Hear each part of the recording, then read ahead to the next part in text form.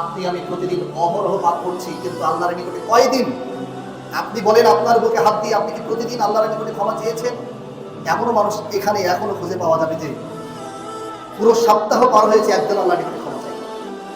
আপনি নিজেকে প্রশ্ন করেন, আমি একদিন আল্লাহর নিকটে ক্ষমা চাই?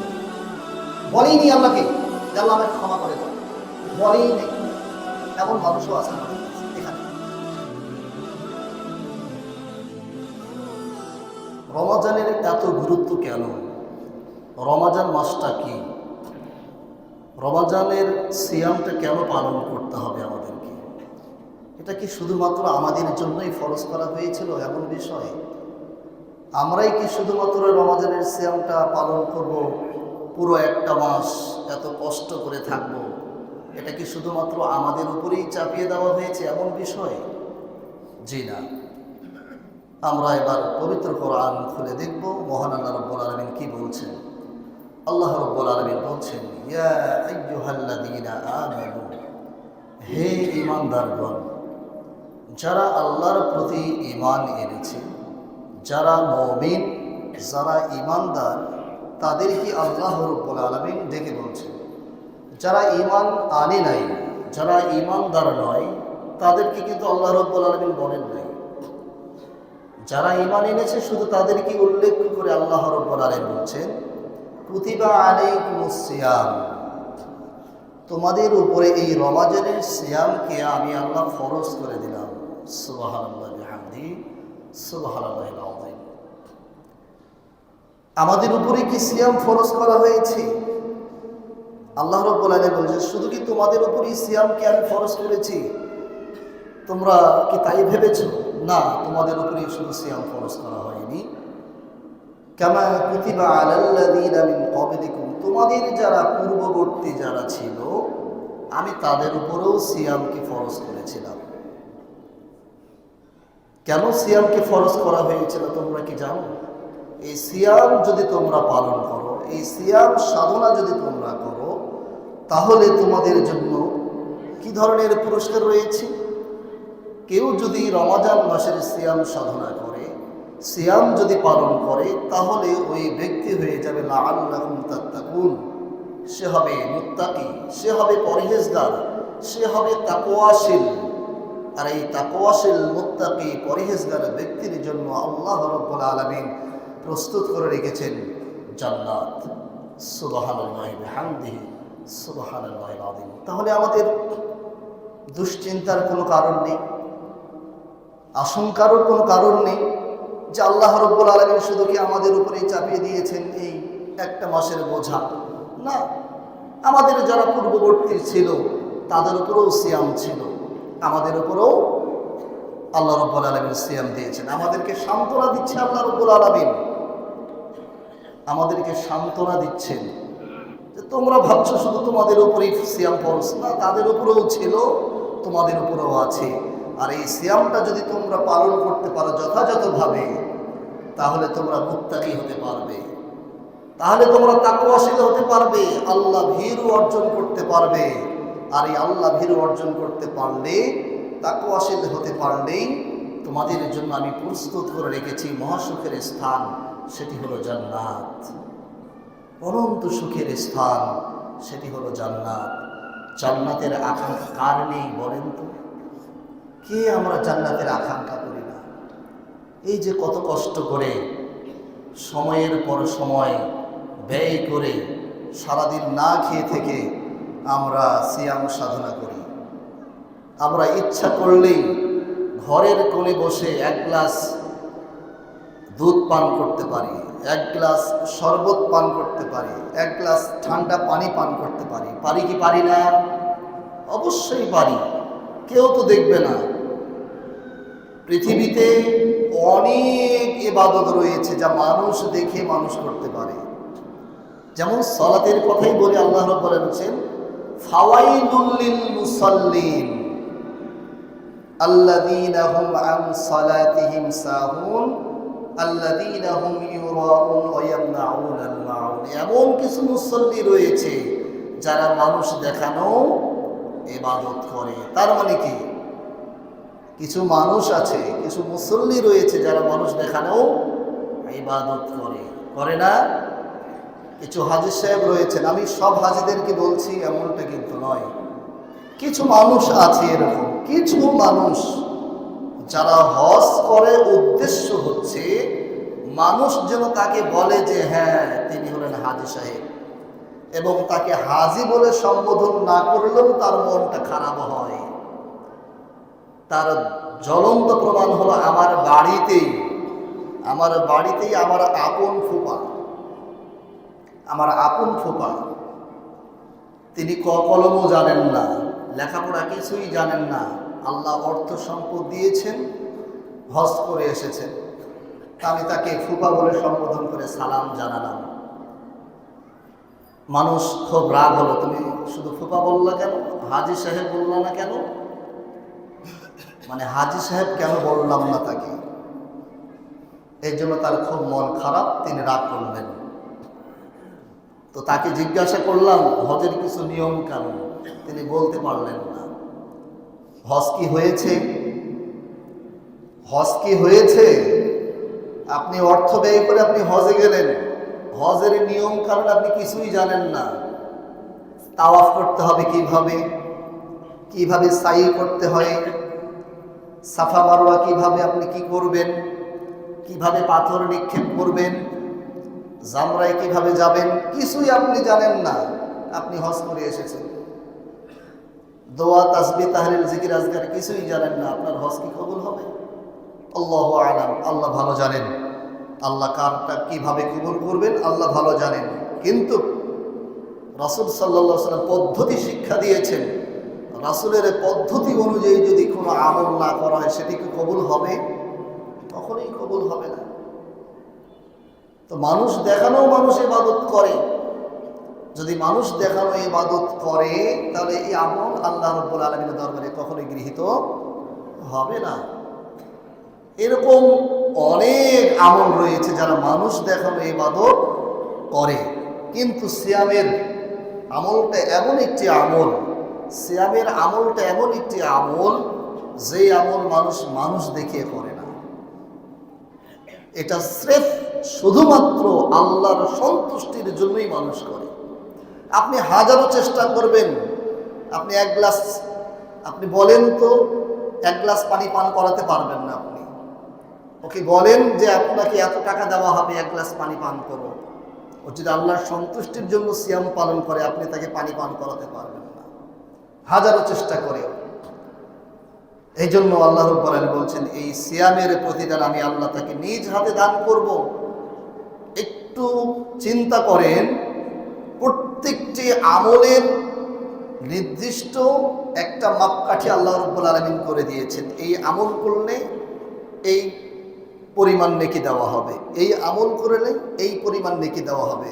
কিন্তু আল্লাহ রাব্বুল আলামিন সিয়ামের ব্যাপারে বলেছেন, যে ব্যক্তি সিয়াম সাধনা করবে আল্লাহর সন্তুষ্টির উদ্দেশ্যে, আল্লাহ রাব্বুল আলামিন এই সিয়ামের বদলা, এই সিয়ামের প্রতিদান তিনি তার বান্দাকে নিজ হাতে দিয়ে দিবেন। সুবহানাল্লাহি ওয়া বিহামদিহি, সুবহানাল্লাহিল আযীম। এই সিয়াম আমাদের সামনে কড়া নাড়ছে, প্রস্তুতি এখন থেকে আমাদেরকে নিতে হবে। সাহাবীরা কিভাবে প্রস্তুতি নিতেন, সালফে সালেহিন কিভাবে প্রস্তুতি নিতেন, আমরা সেই বিষয়গুলি আজকে ধারাবাহিকভাবে আপনাদের সামনে আলোচনা করব। সম্মানিত মুসল্লিবৃন্দ, বলছিলাম রমজানকে আমরা কিভাবে অতিবাহিত করব। এই রমজান মাস রহমত, মাগফিরাত ও নাজাতের মাস। এই রমজান মাসটাকে আমরা 3 ভাগে ভাগ করেছি। প্রথম 10 দিন আমরা নিয়েছি রহমত, পরের 10 দিন মাগফিরাত, শেষের 10 দিন নাজাত। আসলে বিষয়টি কি এমন?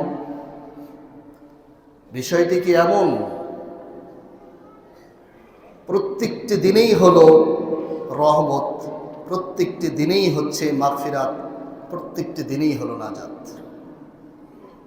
অথচ আমাদের সমাজে আপনি ক্যালেন্ডারগুলো খুঁজে দেখবেন এইভাবে 3টা ভাগে ভাগ করা হয়েছে। এই অধিকার আপনাকে কে দিয়েছে? এগুলো স্রেফ মানুষের ঈমানকে হরণ করার একটি কৌশল ছাড়া আর কিছুই নয়। এগুলো ওয়াসওয়াসা থেকে অবশ্যই আপনারা বিরত থাকবেন। এই মাসে মুমিন মুত্তাকি নেকির ডালি ভরে নেবে এবং পাপ পঙ্কিলতা এগুলো থেকে নিজেকে মুক্ত করার জন্য সর্বাত্মক চেষ্টা করবে। মুমিন জীবনে এই মাস এক অনন্য সুযোগ, যাতে করে সিয়াম, কিয়াম, সালাত, জিকির, আজগার, তাসবিহ, তাহলিল এগুলোর মাধ্যমে তিনি তার রমজান মাসটাকে অতিবাহিত করতে পারে। কিন্তু দুঃখজনক হলেও সত্য, আমাদের সমাজের কিছু মুসলিম ভাই ও বোনেরা এই রমজান মাসটিকে পাওয়ার পরেও রমজান মাসটাকে সঠিকভাবে তারা ব্যবহার করতে পারছে না। নানান অজুহাতে, নানান ব্যস্ততার কারণে তারা এই রমজান মাসটাকে অবহেলায় কাটিয়ে দিচ্ছে। মনে রাখবেন, সময় কারো জন্য অপেক্ষা করবে না। এই জন্য আল্লাহ রাব্বুল আলামিন বলছেন, ওয়াল আসর, সময়ের কসম, ইন্নাল ইনসানা লাফি খুসর, নিশ্চয়ই প্রত্যেকটি মানুষই হলো ক্ষতিগ্রস্ত। যারা সময়কে সঠিকভাবে ব্যবহার করে না, এই সমস্ত মানুষদেরকে আল্লাহ রাব্বুল আলামিন ক্ষতির কথা বলেছেন। এই রমজান মাস চলে যাবে আবার আসবে, চলে যাবে আবার আসবে। আপনার জীবনে আবার ফিরে আসবে কিনা আপনি বলতে পারবেন? আজকে সামনের কাতারে আমি আমার চোখে আমি দেখতে পাচ্ছি, আমি গত রমজানে যাদেরকে দেখেছি আজকে আমি তাদেরকে দেখতে পাচ্ছি না। যাদেরকে সামনের কাতারে দেখেছিলাম তারা আজকে আমাদের সামনে নাই, তারা এই দুনিয়ার বুক থেকে বিদায় নিয়েছে। এটা একটা সৌভাগ্যের বিষয়। আল্লাহ রাব্বুল আলামিন আপনাকে দান করেছেন, ক্ষমা পাওয়ার একটি সুযোগ আপনাকে আল্লাহ রাব্বুল আলামিন দান করেছেন, সৌভাগ্যের একটি বিষয়। অতএব হেলাই খেলাই এই রমজান মাসটাকে আপনারা নষ্ট করবেন না, কাজে লাগাবেন। সম্মানিত মুসল্লিবৃন্দ, এবার আসুন এক নম্বর বিষয়, রমজান মাসটাকে আমরা কিভাবে অতিবাহিত করব। পূর্ব প্রস্তুতি গ্রহণ করা। যে কোনো ভালো কাজ পূর্ব প্রস্তুতি ছাড়া সুচারুরূপে সম্পাদন করা সম্ভব নয়। যে কোনো ভালো কাজ আপনি যদি করতে চান সুচারুরূপে, সুন্দরভাবে, অবশ্যই আপনাকে পূর্ব প্রস্তুতি গ্রহণ করতে হবে। এই যে ত্রয়োদশ নির্বাচন আমাদের হলো, এটা কি একদিনই হয়েছে? এটার পিছনে সময় দিতে হয়েছে, পূর্ব প্রস্তুতি ছিল, এরপর এটা একটা সুচারুরূপে করা সম্ভব হয়েছে। প্রত্যেকটি কাজ আপনি যখন করতে যাবেন, সেটার আপনি যখন পূর্ণ প্রস্তুতি নেবেন, তখন সেই কাজটি হবে আপনার জন্য সুন্দর। রাসূলুল্লাহ সাল্লাল্লাহু আলাইহি সাল্লামের সাহাবীগণ এবং সালাফে সালিহিন তারা কিভাবে রমজানকে গ্রহণ করেছেন, তাদের বিষয়টা এমন ছিল, রমজানের পূর্বে 6 মাস পূর্বে তারা আল্লাহ রাব্বুল আলামিনের নিকটে প্রার্থনা করতেন, দোয়া করতেন, যেন তারা রমজানটাকে সুন্দরভাবে গ্রহণ করতে পারে। রমজানে যেন তারা তাদের ইবাদত বন্দেগীগুলো যেন সুন্দরভাবে করতে পারে, রমজানটাকে যেন তারা সুন্দরভাবে সাদরে যেন গ্রহণ করতে পারে, রমজানে যেন তাদের ইবাদত বন্দেগীগুলো যেন তারা সুন্দরভাবে করতে পারে।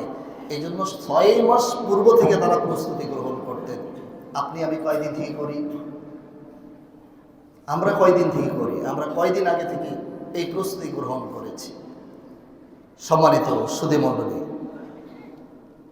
মা আয়েশা রাদিয়াল্লাহু তাআলা আনহা তিনি বলছেন, ওমা রাআইতু রাসূলুল্লাহি সাল্লাল্লাহু আলাইহি ওয়াসাল্লাম ইসতাকমালা সিয়ামা শাহরি কত ইল্লা রমাদানা ওমা রাআইতুহু ফি শাহরি আকসার মিনহু সিয়ামান ফি শাবান ওয়া ফি রিওয়ায়াতিন আনহা কানা ইয়াসুমু শাবানা ইল্লা কলিলা। আল্লাহ রাসূল সাল্লাল্লাহু আলাইহি ওয়াসাল্লামের সর্বশেষ স্ত্রী হযরত আবু বকর রাদিয়াল্লাহু তাআলা আনহু এর কন্যা মা আয়েশা রাদিয়াল্লাহু তাআলা আনহা তিনি বর্ণনা করছেন যে আমি রাসূলুল্লাহ সাল্লাল্লাহু আলাইহি সাল্লামকে রমাজান ব্যতীত অন্য কোনো মাসে শাবানের ন্যায় এত অধিক সিয়াম পালন করতে দেখি নাই। কে বর্ণনা করছেন? আল্লাহর নবীর সর্বশেষ স্ত্রী। এবার বলেন, একজন স্বামীর সম্পর্কে স্ত্রী বেশি জানেন না অন্য মানুষ বেশি জানেন? ঘরের স্ত্রী সবচাইতে অধিক বেশি জানেন আমার স্বামী কেমন। স্ত্রী বর্ণনা করছে যে আমি আল্লাহর নবীকে দেখেছি শাবান মাসে আল্লাহর নবী এত অধিক পরিমাণে সিয়াম পালন করতেন যা আমি অন্য কোনো মাসে এত অধিক পরিমাণে সিয়াম পালন করতে দেখি নাই। সুবহানাল্লাহ ওয়া বিহামদিহি সুবহানাল্লাহ। কেন জানেন? এটা ছিল আল্লাহর নবীর রমাদান মাসে সিয়াম রাখার একটা প্রস্তুতি। আমরা এই শাবান মাসে কয়টি সিয়াম পালন করেছি? কয়জন প্রস্তুতিমূলক আমরা এই সিয়ামটি পালন করার চেষ্টা করেছি? কয়জন? এই যে রমাজান মাসটাতে আমরা সিয়াম পালন করব, এই জন্য আমাদের দেখবেন 10 রমাজান পর্যন্ত আমাদের শরীরের ভালো শক্তি থাকে। এরপরে তারাবির সালাতেও আমাদেরকে খুঁজে পাওয়া যায় না, ফজরের সালাতেও আমাদেরকে খুঁজে পাওয়া যায় না। এই হলো আমাদের অবস্থা, শরীর ঝিমিয়ে যায় আমাদের। আর এখন থেকে যদি আমাদের একটা প্রস্তুতিমূলক আমরা ট্রেনিং নিতাম তাহলে আমরা বুঝতে পারতাম আমাদের শরীরের সক্ষমতা কতটুকু। এটা ছিল সালফে সালেহিন এবং আল্লাহর নবী মুহাম্মদ সাল্লাল্লাহু আলাইহি ওয়াসাল্লামের রমাজানের পূর্বের প্রস্তুতি। সম্মানিত সুধী মণ্ডলী, এভাবে আমাদেরকেও প্রস্তুতি নেওয়া উচিত ছিল। যারা প্রস্তুতি নিয়েছেন আলহামদুলিল্লাহ, যারা প্রস্তুতি নেই আমরা আল্লাহ রাব্বুল আলামিনের নিকটে প্রার্থনা করছি আল্লাহ রাব্বুল আলামিন যেন আমাদের সক্ষমতা দান করে সামনে রমাজান মাস আসতেছে, আমরা যেন রমাজানের সিয়ামটাকে সঠিকভাবে আদায় করতে পারি। আল্লাহ রাব্বুল আলামিন যেন আমাদের সেই তৌফিক দান করেন, আল্লাহুম্মা আমিন। 2, সঠিক নিয়তে সিয়াম পালন। বলছিলাম রমাজানকে আমরা কিভাবে অতিবাহিত করব। সঠিক নিয়তে সিয়াম পালন। মুমিনগণ তাদের সকল সৎকর্মে স্রেফ আল্লাহর নিকটে সওয়াব ও পুরস্কার কামনা করে। পৃথিবীতে যে কোনো সৎ আমলেই আমরা করি না কেন, তাতে যদি সওয়াবের আকাঙ্ক্ষা না থাকে, যে কোনো আমল আপনি করেন না কেন সেই আমলটার মধ্যে কি রয়েছে এই আকাঙ্ক্ষা যদি আপনার না থাকে তাহলে ওই আমল করে আপনার কোনো লাভ হবে না। মনে করেন আপনাকে একটা চাকরির অফার দেওয়া হয়েছে, আপনি কি সেই চাকরিতে হুট করে জয়েন করবেন? আপনি আগে দেখবেন এই চাকরির কি ধরনের সুযোগ সুবিধা রয়েছে, আপনার ডিউটি কতক্ষণ, আপনার স্যালারি কতটুকু, আপনার পরিশ্রমটা কেমন হবে। এরপরে আপনি সিদ্ধান্ত নেবেন আপনার এই সময় পর্যন্ত আপনি করতে পারবেন কিনা, আপনার শরীরের ধারণ ক্ষমতা আছে কিনা এই পরিশ্রমের করার পর্যন্ত, আপনার এই স্যালারিতে আপনার চলবে কিনা, এরপরে না হয় আপনি চাকরি করবেন, ঠিক কিনা? মানে আকাঙ্ক্ষা থাকতে হবে। যদি মনে হয় ব্যাটে বলে মিলে গেছে তখন আপনি সেটাতে জয়েন করবেন। তো এরকম প্রত্যেকটি আমলের ক্ষেত্রে আপনার নিয়তটা এমন থাকবে, যে কোনো আমল করেন না কেন ওই আমলের পূর্বে আপনাকে দেখতে হবে এই আমলের মধ্যে আল্লাহ রাব্বুল আলামিন কি দিচ্ছেন আপনাকে, এই আমল করলে আপনার জন্য কি পুরস্কার রয়েছে, এই পুরস্কারটা আপনি পাবেন এই আকাঙ্ক্ষা আপনার ভেতরে থাকতে হবে। যে হ্যাঁ আল্লাহ রাব্বুল আলামিন বলছেন এই আমল করলে এই আমলের বিনিময়ে তোমাকে এই প্রতিদান দেওয়া হবে, এই আকাঙ্ক্ষা অন্তরে আপনাকে পোষণ করতে হবে, এই নিয়ত থাকতে হবে, এরপরে ওই আমল করতে হবে। কিন্তু আপনার আকাঙ্ক্ষা নেই, আপনি মনে করছেন যে জুমার দিন মসজিদে আসতে হয়, সালাত আদায় করতে আসলাম, সালাত আদায় করলাম, চলে গেলাম, শেষ, আপনি কিছুই পাবেন না। আর যদি আপনার মনে হয় জুমার দিনের ফজিলত এই রয়েছে, ফজিলত প্রত্যেক কদমে এই নেকি রয়েছে, জুমার সালাত আদায় করলে এই নেকি রয়েছে, তাহলে আপনি সেটা পাবেন। কিন্তু আপনি মনে করলেন সবাই যায়, আমিও গেলাম, সালাত আদায় করলাম, বাসায় গেলাম, শেষ, তাহলে এইভাবেই শেষ। আমি কি বোঝাতে পারছি আপনাদের? তো বিষয় হলো এরকম। আবু হুরায়রা রাদিয়াল্লাহু তাআলা আনহু থেকে বর্ণিত, রাসূলুল্লাহ সাল্লাল্লাহু আলাইহি সাল্লাম বলেন, মান সামা রমাদানা ঈমানান ওয়া ইহতিসাবান গুফিরা লাহু মা তাকদ্দামা মিন যামবিহি ওয়া মান ক্বামা রমাদানা ঈমানান ওয়া ইহতিসাবান গুফিরা লাহু মা তাকদ্দামা মিন যামবিহি। যে ব্যক্তি ঈমানের সাথে, বিষয়গুলি ভালোভাবে লক্ষ্য রাখবেন, হাদিসটি ভালোভাবে লক্ষ্য রাখবেন। বলা হয়েছে এখানে যে ব্যক্তি ঈমানের সাথে, ঈমান না থাকলে কিন্তু হবে না, যে ব্যক্তি ঈমানের সাথে সওয়াবের আশায় রমাজানের সিয়াম পালন করে, তার বিগত গুনাহগুলি আল্লাহ রাব্বুল আলামিন ক্ষমা করে দেবেন। সুবহানাল্লাহ। তাহলে ঈমানের আশায়, সওয়াবের আশায়, ঈমানের সাথে সওয়াবের আশায় রমাজানের সিয়াম পালন করলে তার বিগত গুনাহগুলি আল্লাহ রাব্বুল আলামিন ক্ষমা করে দেবেন। এখানে শুধুমাত্র সিয়াম পালনের মাধ্যমে বিগত গুনাহগুলো কি করা হবে? ক্ষমা করে দেওয়া হবে। 2 নম্বর বিষয়, যে ব্যক্তি রমাজানের রাত্রিতে ঈমানের সাথে সওয়াবের আশায় রাত্রির সালাত আদায় করবে, অর্থাৎ তারাবির সালাত আদায় করবে, তারও বিগত সগীরা গুনাহগুলি আল্লাহ রাব্বুল আলামিন ক্ষমা করে দেবেন। সুবহানাল্লাহ। অন্য এক বর্ণনায় রয়েছে, যে ব্যক্তি লাইলাতুল কদরের রাত্রিতে ইবাদত করবে, তারও বিগত গুনাহগুলি আল্লাহ রাব্বুল আলামিন ক্ষমা করে দেবেন। সুবহানাল্লাহ বিহামদিহি সুবহানাল্লাহিল আযীম।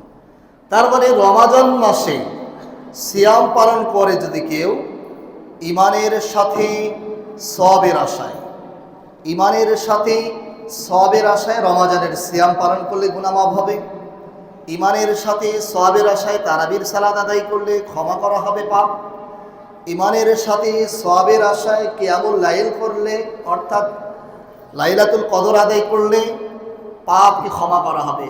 মানে পাপ ক্ষমা করার জন্য আল্লাহ রাব্বুল আলামিন রমজান মাস আপনাকে দান করেছেন। মানে বান্দাকে আল্লাহ রাব্বুল আলামিন ক্ষমা করার জন্য রমজান মাস দান করেছেন। সুবহানাল্লাহ বিহামদিহি সুবহানাল্লাহ। আল্লাহ চান না আমার বান্দাকে আমি কোনোভাবে জাহান্নামে দেই। আল্লাহ চান কোনো না কোনোভাবে আমার এই বান্দাকে আমি পাপ পঙ্কিলতা মুছে আমার এই প্রিয় বান্দাদেরকে ক্ষমা করে দিয়ে আমি জান্নাতে দিয়ে দেব। তাহলে এত ক্ষমার ব্যবস্থা কেন? এত ক্ষমার ব্যবস্থা আল্লাহ রাব্বুল আলামিন করেছেন। দেখেন, আপনি উযু করছেন, উযুর মাধ্যমে আপনার অঙ্গ প্রত্যঙ্গের গুনাহগুলো ঝরে যাচ্ছে। উযু করার পর আপনি দোয়া পাঠ করছেন, আপনার জন্য জান্নাতের 8টি দরজা খুলে দেওয়া হচ্ছে। মসজিদে এসে আপনি সালাতে দাঁড়িয়েছেন, আপনার কাঁধের উপরে পাপগুলো চাপিয়ে দেওয়া হচ্ছে। আপনি রুকুতে যাচ্ছেন, আপনার ঘাড় থেকে আপনার পাপগুলো ঝেড়ে মুছে দেওয়া হচ্ছে। আপনি সিজদায় যাচ্ছেন, আপনার পাপগুলো ঝেড়ে মুছে ফেলে দেওয়া হচ্ছে। শুধুমাত্র ক্ষমা আর ক্ষমা, ক্ষমা আর ক্ষমা। কিন্তু দুঃখজনক হলো সত্য, আমরা মসজিদে আসি না, আমরা আল্লাহর নিকটে ক্ষমা চাই না। আমরা জান্নাতে বসবাস করছিলাম, শুধুমাত্র আল্লাহ নিষেধ করেছে গাছের নিকটে যেও না, ক্ষতিগ্রস্তদের অন্তর্ভুক্ত হবে। একটা ভুল করেছিল আদম আলাইহিস সালাম এবং মা হাওয়া, মৃত্যুর আগ পর্যন্ত আল্লাহর নিকটে ক্ষমা চেয়েছে। এরপরও তিনি সাহস পাবেন না আল্লাহর নিকটে ক্ষমা চাওয়ার জন্য, সুপারিশ করার জন্য। আপনি আমি প্রতিদিন অহরহ পাপ করছি, কিন্তু আল্লাহর নিকটে কয়দিন আপনি বলেন আপনার বুকে হাত দিয়ে আপনি কি প্রতিদিন আল্লাহর নিকটে ক্ষমা চেয়েছেন? এমনও মানুষ এখানে এখনো খুঁজে পাওয়া যাবে যে পুরো সপ্তাহ পার হয়েছে, একদিন আল্লাহর নিকটে ক্ষমা চাইনি। আপনি নিজেকে প্রশ্ন করেন, আমি একদিন আল্লাহর নিকটে ক্ষমা চাইনি, বলেইনি আল্লাহকে যে আল্লাহ আমাকে ক্ষমা করে দাও, বলেই নেই। এমন মানুষও আছে আমাদের কাছে এখানে। তাহলে আমি কি পাপ করি না? আমার দ্বারা কি পাপ হয় না? কেন আমি আল্লাহর নিকটে ক্ষমা চাই না? সম্মানিত সুধীমণ্ডলী, বলছিলাম পাপ মোচনের মাস রমাজান মাস। রমাজান মাসকে কিভাবে আমরা গ্রহণ করছি, কিভাবে গ্রহণ করব? আসুন রমাজান মাসের ইবাদতটাকে সুন্দরভাবে কাটাই, আকাঙ্ক্ষা মনের ভিতরে রাখি, নিয়তটাকে পরিশুদ্ধ করি, ভিতরে এরকম আকাঙ্ক্ষা রাখি যে এই রমাজানের মাধ্যমে আমার পাপ পঙ্কিলতাকে মুছে আমি একজন খাঁটি ইমানদার মুত্তাকি পরহেজগার হয়ে আল্লাহ রাব্বুল আলামিনের জান্নাতকে ক্রয় করার চেষ্টা করি, আল্লাহ রাব্বুল আলামিনের চিরসুখের স্থান জান্নাত, সেই জান্নাত হাসিল করার চেষ্টা করি। আল্লাহ আমাকে যেন সেই তৌফিক দান করেন, আমিন।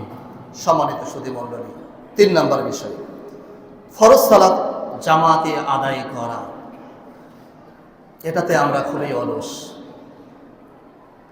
সাহারি খেয়েছি, শরীরটা খুব ভারী হয়ে গিয়েছে, থাক আজকে আর জামাতের সাথে সালাত আদায় না করে বাসায় পড়ে নেই।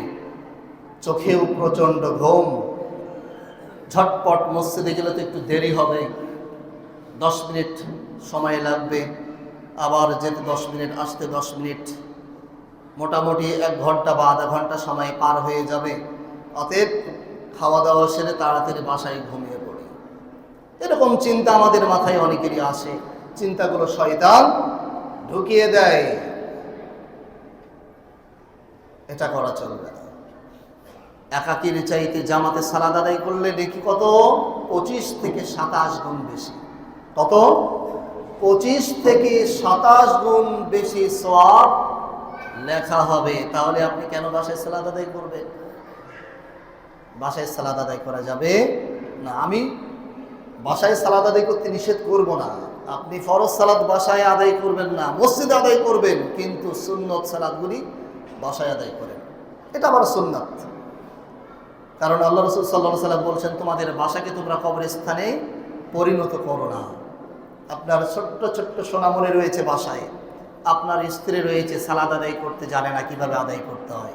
তাহলে বাসায় আপনি নফল সালাতগুলো আদায় করুন, সুন্নত সালাতগুলো আদায় করুন।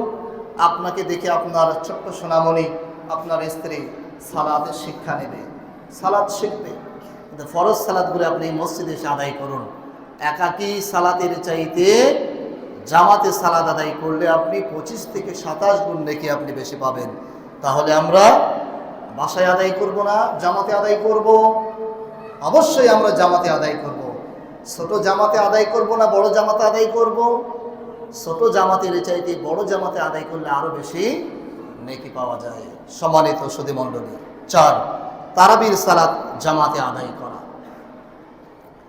রমজানে নেকির পাল্লা ভারী করার অন্যতম একটি মাধ্যম হচ্ছে, উল্লেখযোগ্য একটি ইবাদত হলো তারাবির সালাত, অর্থাৎ কিয়ামুল লাইল বা তারাবির সালাত। আবু হুরায়রা রাদিয়াল্লাহু তাআলা আনহু হতে বর্ণিত, রাসূলুল্লাহ সাল্লাল্লাহু আলাইহি ওয়াসাল্লাম বলেন, মান কামা রমাদানা ঈমানান ওয়া ইহতিসাবান গুফিরা লাহু মা তাকদ্দামা মিন যামবিহি। যে ব্যক্তি রমজান মাসে ঈমানের সাথে সওয়াবের আশা কিয়ামুল লাইল আদায় করবে, তার পূর্বের সকল পাপ ক্ষমা করা হবে। যেটা হাদিস আমি ইতিপূর্বে আপনাদেরকে বললাম। আল্লাহর কাছে জীবনের সকল গুনাহ মাফ করিয়ে নেওয়ার এক সুবর্ণ সুযোগ হচ্ছে রমজান মাসের এই তারাবির সালাত। অতএব তারাবির সালাত আমরা অবশ্যই জামায়াতের সাথে আদায় করার চেষ্টা করব। রাসূলুল্লাহ সাল্লাল্লাহু আলাইহি ওয়াসাল্লাম ইরশাদ করছেন, আফদালুস সালাতি বা'দাল ফারিদা সালাতুল লাইল। ফরজ সালাতের পরে সর্বোত্তম সালাত হচ্ছে রাত্রির সালাত, অর্থাৎ কিয়ামুল লাইল, তারাবির সালাত। কিয়ামুল লাইল প্রথম রাতে যেটা পড়া হয় সেটা হলো তারাবির সালাত, আর যেটি শেষ রাত্রে পড়া হয় সেটি হলো তাহাজ্জুদের সালাত, অর্থাৎ কিয়ামুল লাইল। তারাবির সালাতটা আমরা জামাতের সাথে আদায় করি, আর কিয়ামুল লাইল যেটা তাহাজ্জুদের সালাত সেটা আমরা একাকী আদায় করি। তারাবির সালাতটা রমজান মাসে আমরা জামাতের সাথে আদায় করি, আর তাহাজ্জুদের সালাতটা আমরা সারা বছরই আদায় করি। তাহাজ্জুদের সালাতের ব্যাপারে রাসূলুল্লাহ সাল্লাল্লাহু আলাইহি ওয়াসাল্লাম খুবই তাগিদ করেছেন। উপরে মা বোনেরা, আপনারা এত ডিস্টার্ব করেন, যেটা খুবই দুঃখজনক বিষয়। আপনাদের বসার জায়গাগুলো আমরা পিছনে করে দিয়েছি, এরপরও আপনারা সামনে এসে এত কথা বলেন, যেটা আদৌ কাম্য নয়। আপনাদের মুখের আওয়াজ আমরা নিচ থেকে শুনতে পাই, যেটা ইসলাম বা শরীয়তে একেবারে নিষিদ্ধ। আপনাদের জবানগুলো হচ্ছে পর্দা, আপনাদের জবান যেন আমাদের কানে না আসে, সেগুলি বিষয়ে আপনারা লক্ষ্য রাখবেন। রাসূলুল্লাহ সাল্লাল্লাহু আলাইহি সাল্লাম বলছেন, আলাইকুম বিকিয়ামিল লাইল ফাইন্নাহু যাবুস সালিহিন ক্বাবলাকুম ওয়া হুয়া কুরবাতুন ইলা রাব্বিকুম ওয়া মাগফিরাতুন লিস-সাইয়্যাত ওয়া মানহাতুন লিল ইসমি। তোমরা অবশ্যই রাতের ইবাদত করবে, কেননা এটা তোমাদের পূর্ববর্তী সৎকর্মশীল বান্দাদের একটি অভ্যাস ছিল। আমাদের পূর্ববর্তী যারা ছিল সালফে সালেহিন, তাদের একটি অভ্যাস ছিল, তারা কিয়ামুল লাইল নিয়মিত আদায় করতেন। এমনকি রাসূলুল্লাহ সাল্লাল্লাহু আলাইহি সাল্লামের যদি অলসতা আসতো, মা আয়েশা রাদিয়াল্লাহু তাআলা আনহা বর্ণনা করছেন যে রাসূলুল্লাহ সাল্লাল্লাহু আলাইহি সাল্লামের যদি শরীর খারাপ হতো বা অলসতা যদি লাগতো, তবুও তিনি এই কিয়ামুল লাইল মানে অর্থাৎ তাহাজ্জুদের সালাত ছাড়তেন না। তিনি বসে বসে হলেও এই তাহাজ্জুদের সালাত আদায় করতেন। কত গুরুত্বপূর্ণ একটি বিষয়। অন্য এক বর্ণনায় এসেছেন যে আমার উম্মতের জন্য যদি এটা ভারী মনে না হতো, এটা আমি বলতাম যে এটা কন্টিনিউ করার জন্য, যদি এটা ফরজ মানুষ যদি মনে করতো এটা ফরজ হয়ে যাবে, এই জন্য আমি বলেছেন মাঝে মাঝে ছেড়ে দাও তোমরা। এর জন্য অন্য এক বর্ণনায় এসেছে হাদিসে এইভাবে, আল্লাহ পাক রব্বুল আলামিন রাতের শেষ ভাগে আসমান থেকে জমিনে নেমে আসে এবং তার দুটি হাত বিছিয়ে দেয় এবং বলতে থাকে বান্দাদের উদ্দেশ্যে, কি এমন বান্দা আছে আমার কাছে চাইবে, আমি তাকে তার সব কিছু দিয়ে দেব। কি এমন বান্দা আছে আমার কাছে রুজি চাইবে, আমি তাকে রুজি দিয়ে দেব। কি এমন বান্দা আছে অসুস্থ আছে, সুস্থতা দান চাইবে, আমি তাকে সুস্থ করে দেব। এইভাবে আল্লাহ রাব্বুল আলামিন বান্দাদের উদ্দেশ্যে বিভিন্ন কথা বলে থাকেন। কিন্তু দুর্ভাগ্যজনক হলেও সত্য, আমরা সে সময় ঘুমিয়ে রাত পার করে দেই, ফজরের সালাতেই আদায় করি না, তাহাজ্জুদ করব কখন আমরা। সম্মানিত সুধী মণ্ডলী, এই অভ্যাসগুলো আমাদেরকে গড়ে তুলতে হবে। রমজান মাস এই একটি মাস ট্রেনিংয়ের মাস, অভ্যাস গড়ে তোলার মাস। আপনি সারাদিন না খেয়ে থাকবেন, একজন গরিব অসহায় দুঃখী মানুষ না খেয়ে দিন রাত পার করেন, এটা আপনাকে বোঝানোর জন্য এই মাস এসেছে। আপনি সারাদিন না খেয়ে থেকে দেখুন ক্ষুধার যন্ত্রণা কেমন, এটা আপনাকে বুঝতে হবে। এটা বোঝানোর জন্য রমজান মাস এসেছে, ত্যাগ স্বীকার করার মাস। আপনি নানা রকম বাহারি খাবার আপনার সামনে নিয়ে বসে আছেন, আপনার প্রতিবেশী আপনার বাড়ির পাশে শুকনো মুড়ি নিয়ে বসে আছে, আপনি জানতে পারছেন, তারপরও আপনি তাকে দেখেও না দেখার ভান করে আপনি ইফতার করবেন। এই বাহারি ইফতার দিয়ে আপনার সিয়াম সাধনা করে আপনি আল্লাহর সন্তুষ্টি অর্জন করবেন, এই চিন্তা আপনি ছেড়ে দিন। আপনাকে খেয়াল করতে হবে আপনার প্রতিবেশী কি দিয়ে ইফতার করছে, তার ইফতারটা সঠিকভাবে হচ্ছে কিনা, তার সিয়ামটা সঠিকভাবে হচ্ছে কিনা, তার বাড়িতে খাদ্য আছে কি নাই। অবশ্যই এই বিষয়গুলি আপনারা লক্ষ্য রাখবেন। যদি বা আলহামদুলিল্লাহ আমাদের বেলায়েতবাসী যথেষ্ট সচেতন, আমরা লক্ষ্য করেছি, আমাদের কুরবানির সময়ও আমরা লক্ষ্য করেছি যে তারা বাড়িতে বাড়িতে গিয়ে কুরবানির মাংস পৌঁছে দেয়। এটা খুবই আলহামদুলিল্লাহ, তাদের এই বিষয়গুলি আমাদের খুবই প্রশংসনীয় বিষয়। আমরা আরও তাদের জন্য আন্তরিকভাবে দোয়া করব, তারা বিষয়গুলি আরও লক্ষ্য রাখবেন। আমাদের দুই একটি পরিবার যারা এরকম অসহায় দারিদ্র রয়েছে, তারা সেগুলো খোঁজখবর নিয়ে তাদের সচ্ছলতার জন্য ব্যাপকভাবে কাজ করবেন, এই প্রত্যাশা আমরা রাখছি। সম্মানিত সুধী মণ্ডলী, আরেকটি বিষয় আপনাদেরকে সংক্ষিপ্ত আকারে বলে শেষ করব, সেটি হচ্ছে, যেহেতু সময় ফুরিয়ে এসেছে, সিয়াম পালনকারী ব্যক্তির জন্য কিছু সুযোগ সুবিধা। আমরা মোটামুটি কয়েকটি বিষয় জানতে পেরেছি যে রমাজানকে আমরা কিভাবে গ্রহণ করব। সাইমের জন্য কিছু বৈধ বিষয় রয়েছে। সংক্ষিপ্ত পরিসরে আমি এটা বলে আমাদের সংক্ষিপ্ত জুমার খুতবা শেষ করব। সাইমের জন্য যা যা বৈধ আল্লাহ রাব্বুল আলামিন করেছেন, সেই বিষয়গুলি একটু লক্ষ্য রাখবেন। আল্লাহ পাক সাইমের জন্য সুবিধার জন্য অনেক কিছু বিষয় বৈধ করেছেন। তার অন্যতম একটি বিষয় হলো নাপাক অবস্থায় ফজর করা। আমরা অনেক বিবাহিত নারী পুরুষ রয়েছি, আমাদের অনেক সময় দেখা যাচ্ছে যে রাতের খাবার খাওয়ার পর আমাদের স্বামী স্ত্রীর মধ্যে আমাদের একটা ভালো সম্পর্ক হয়ে যায়, এমতো অবস্থা আমরা ঘুমিয়ে পড়লাম। ঘুম এমন অবস্থায় আমরা ঘুমালাম বা ঘুমটা আমাদের এমন অবস্থায় ভেঙে গেল যে সাহারির সময়, এমন একটা সময় যে সাহারি খাবো না গোসল করব, গোসল করতে গেলে আমার সাহারির সময় শেষ, আমি সাহারি খাবো না, গোসল করব। প্রশ্ন এমন হতে পারে, আপনার তখন কর্তব্য হচ্ছে আপনার সাহারিটা আগে খাওয়া, এরপরে আপনি গোসল করবেন, এরপরে ফজরের সালাত আদায় করবেন। আবার যদি এমন হয় যে আপনি সাহারি খাওয়ারও সুযোগ পেলেন না, ফজর পড়ারও সুযোগ পেলেন না, তারপরে আপনার ঘুম ভেঙেছে, তাহলে আপনার করণীয় কি? তখন আপনার করণীয় হলো আপনার নিয়ত, সিয়ামের নিয়ত করে রাখা। গোসল করবেন, গোসল করে ফজর সালাত আদায় করে আপনি ওই নিয়ত করে আপনি সিয়াম রেখে দেবেন, আপনার সিয়ামের কোনো ক্ষতি হবে না ইনশাআল্লাহ। মা আয়েশা রাদিয়াল্লাহু তাআলা আনহা বলছেন, কানা নবী সাল্লাল্লাহু আলাইহি সাল্লাম ইউদরিকুহুল ফাজরু জুনাবান ফি রমাদান মিন গায়রি হুলমিন ফায়াগতাসিলু ওয়া ইয়াসুমু। রাসূল সাল্লাল্লাহু আলাইহি সাল্লাম তার স্ত্রীদের সাথে সহবাসের পর অপবিত্র অবস্থায় ফজর করতেন, অতঃপর গোসল করতেন ও সিয়াম রাখতেন। বুঝতে পেরেছেন? এবার রাসূল সাল্লাল্লাহু আলাইহি সাল্লামের জীবনেও এমন ঘটেছে। মিসওয়াক করা, মিসওয়াক করার ব্যাপারে রাসূল সাল্লাল্লাহু আলাইহি ওয়াসাল্লাম বলছেন, লাউলা আন আশুক্কা আলা উম্মতি লা আমারতুহুম বিতাখিরিল ইশাই ওয়া বিসওয়াকি ইনদা কুল্লি সালাতিন। যদি আমি আমার উম্মতের উপর কষ্ট করে মনে না করতাম, তবে আমি তাদেরকে এশার সালাত দেরিতে পড়ার এবং প্রতি সালাতের শুরুতে মিসওয়াক করার নির্দেশ দিতাম। এটা কি বলেছেন?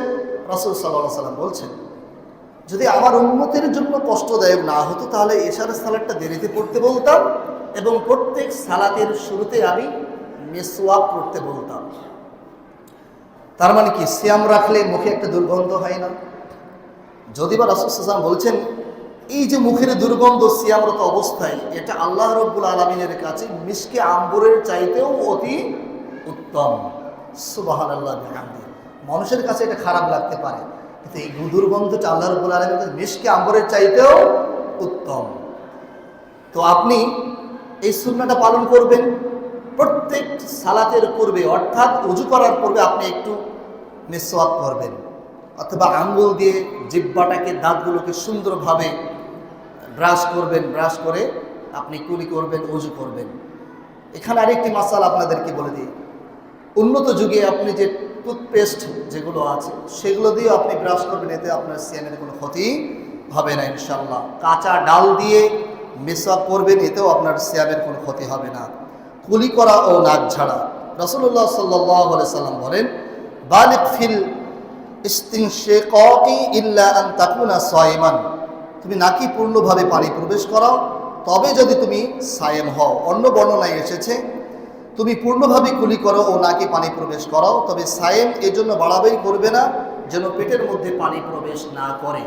নাকেও পানি প্রবেশ করা যাবে, গড়গড়ে কুলিও করা যাবে, তবে সতর্কতা অবলম্বন করতে হবে। নাকে পানি প্রবেশ করাতে গিয়ে যেন গলার মধ্যে পানি চলে না যায়, গড়গড়ে কুলি করতে গিয়ে যেন পেটের মধ্যে পানি প্রবেশ না করে, সেই বিষয়গুলি অবশ্যই লক্ষ্য রাখতে হবে।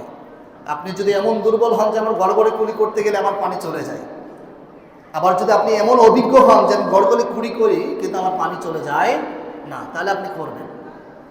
আবার এমন যদি হয়, হাদিসে এভাবে বর্ণনা এসেছে যে সাহাবীদের মানে তৎকালীন সময়ে মরুভূমি অঞ্চলের মানুষ, প্রচণ্ড গরম, তারা কিন্তু ছোট ছোট কুয়া করে রাখতেন, পানি ভর্তি করে রাখতেন।